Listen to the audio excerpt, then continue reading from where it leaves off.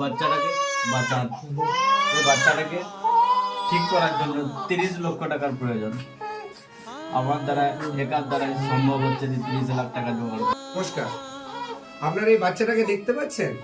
এই বাচ্চাটার বয়স এখন 4 মাস, কিন্তু বাচ্চাটার ভাগ্যটা এতটাই খারাপ যে আপনাদের কিছু বলার নেই।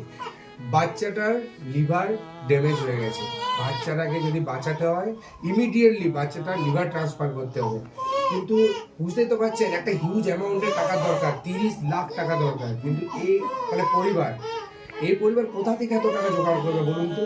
তার জন্যে ওর বাবা মা আজ সবার কাছে হাত পাতছে, টাকা চাওয়ার চায়, কিন্তু কি জন্য বলুন তো? বাচ্চাটাকে বাঁচানোর জন্য, আর বাচ্চাটার জীবন ফিরিয়ে দেওয়ার জন্য। আর আমি এসেছি, আমি বাচ্চাটাকে যতটা পারবো আমার থেকে ততটুকু সাহায্য করার জন্য। এবং আমার এই ভিডিওটা করার একটাই উদ্দেশ্য, যে আমার ভিডিও তো আপনারা অনেক দেখেন, আপনারা তো অনেক ভালো মনের মানুষ, অনেক জায়গায় আর্থিক সাহায্য করেন। তো আপনাদের কাছে আমার করজোড়ে একটাই অনুরোধ, আপনারা ভিডিও দেখার পর ভিডিওটা এড়িয়ে যাবেন না, দয়া করে। যার যেমন ক্ষমতা, আমি কমেন্ট বক্সে ডেসক্রিপশনে বাচ্চার এই পরিবারের কিউআর কোড দিয়ে দেবো। আপনারা অবশ্যই সেখানে আপনার মূল্যবান অর্থটুকু দিয়ে এই পরিবারটার পাশে দাঁড়ান, বাচ্চাটাকে বাঁচান। আপনারা সবাই মিলে বাঁচালে বাচ্চাটা বেঁচে যাবে।